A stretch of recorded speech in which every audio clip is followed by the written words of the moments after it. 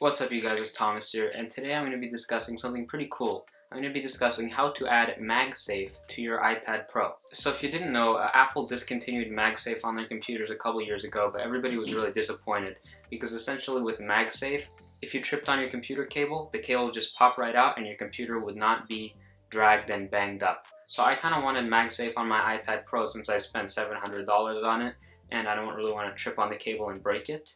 So I found a solution. The only thing you need to buy is this net-dot magnetic USB-C cable adapter. Link is below. And let's get right into the tutorial. So to add MagSafe to your iPad, simply take the adapter out of the box, unplug this bit, and this bit will plug into your iPad, just like so.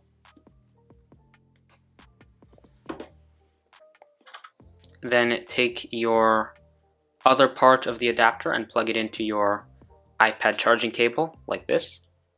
And then boom, you're ready to charge your iPad. So you just bring the little magnet right near your charger, and it plugs in just like so. And as you can see, now my iPad is beginning to charge. So there's a couple things I actually really like about this charger. The first being that it has a blue charging indicator, so when your device is charging, you'll know because your light will be blue on your charger.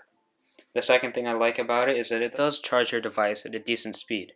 It's not as fast as the regular charger, but given that we are working with a magnet, I'd say it does its job pretty well.